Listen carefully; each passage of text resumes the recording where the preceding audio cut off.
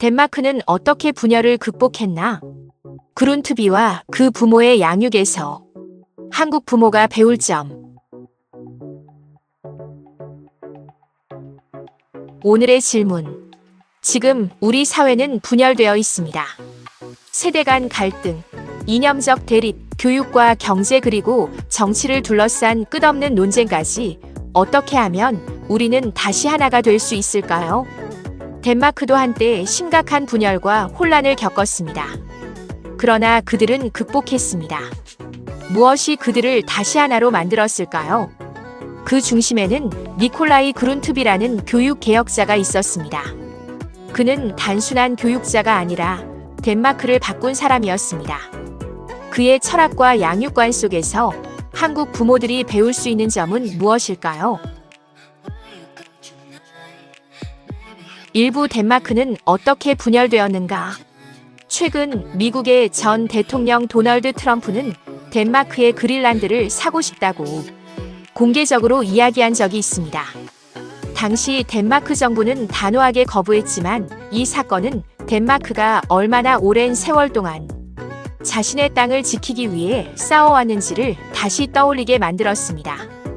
덴마크는 한때 지금보다 훨씬 더 큰 나라였습니다. 덴마크 마이너스 노르웨이 연합왕국을 이루며 노르웨이, 아이슬란드, 그리고 지금의 스웨덴 일부까지 다스렸습니다. 하지만 1814년 나폴레옹 전쟁 이후 덴마크는 노르웨이를 스웨덴에 넘겨줘야 했습니다. 그리고 1864년 더욱 치명적인 패배를 당합니다. 1864년 덴마크 프로이센 전쟁. 덴마크는 독일 연방 소속이었던 프로이센과 오스트리아의 연합군과 싸웠습니다.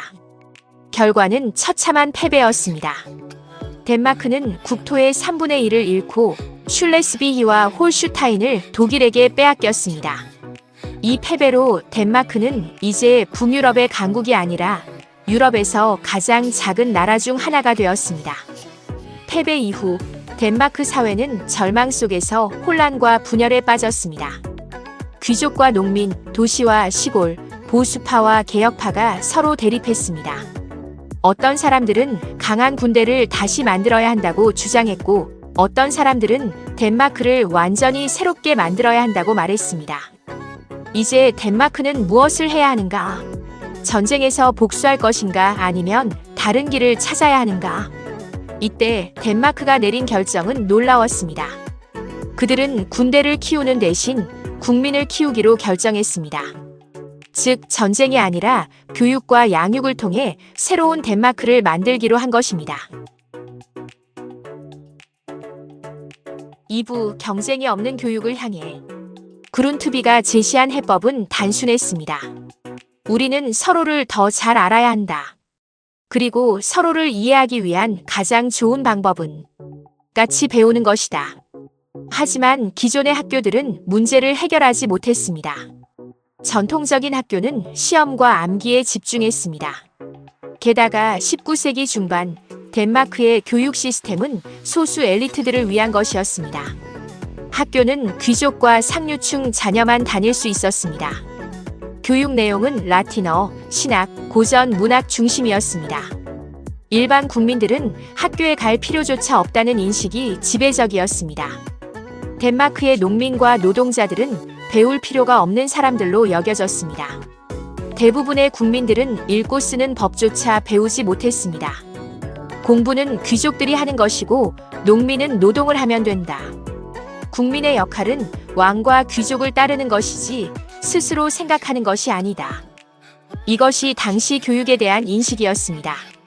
그러나 그룬트비는 이 교육 체제가 국민을 더 나누고 있다고 생각했습니다. 그룬트비는 말했습니다.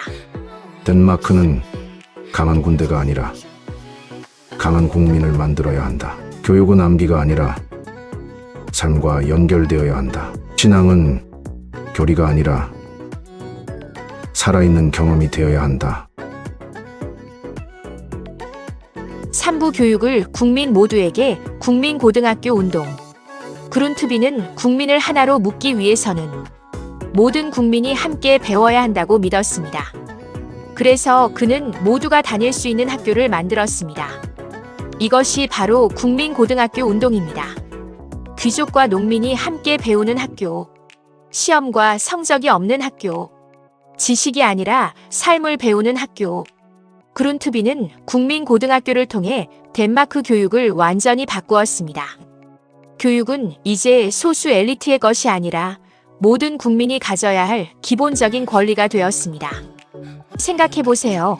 1844년에 최초로 생긴 이 학교는 성인도 배울 수 있고 시험과 경쟁이 없고 토론과 공동체를 중시했습니다. 결국 두 번째 학교가 7년 뒤인 1851년에 생기고 차츰차츰 이 학교들은 덴마크 전역에 퍼졌고 여기에는 젊은 농부도 귀족 출신도 노동자도 있었습니다. 서로 다른 계층, 서로 다른 배경을 가진 사람들이 모여 함께 배우고 함께 대화하고 같이 성장하는 공간이 되었습니다.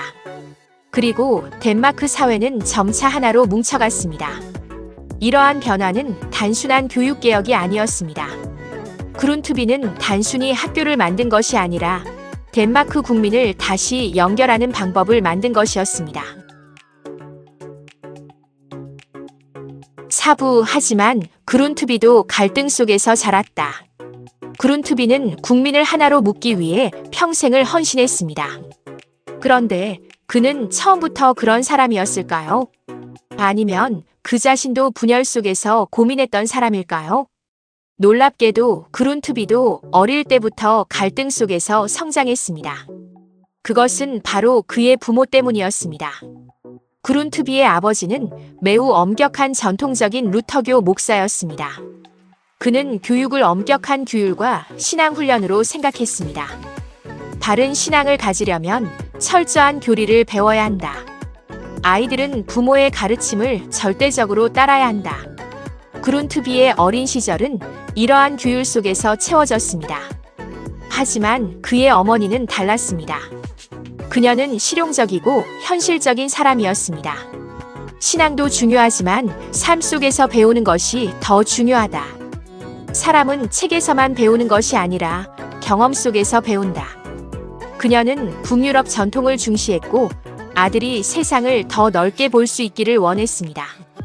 그룬트비는 이 두 부모 사이에서 자랐습니다. 아버지의 엄격한 교육과 어머니의 실용적인 가르침. 그는 두 가지 교육 철학 사이에서 고민하며 성장했습니다.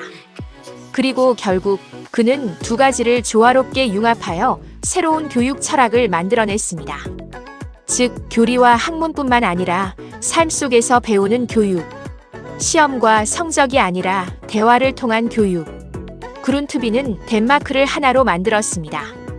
하지만 그는 먼저 자신이 속했던 분열을 극복해야 했습니다.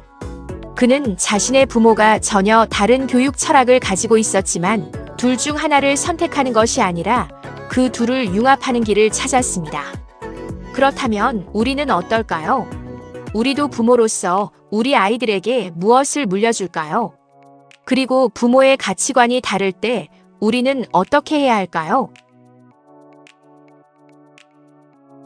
다음 편에서는 그룬트비의 부모의 양육 스타일이 그에게 미친 영향을 더 깊이 탐구해 보겠습니다. 한국 부모들이 고민하는 문제들과 연결해 보겠습니다. 다음 시간에 다시 찾아뵙겠습니다. 지금까지 들어주셔서 감사합니다.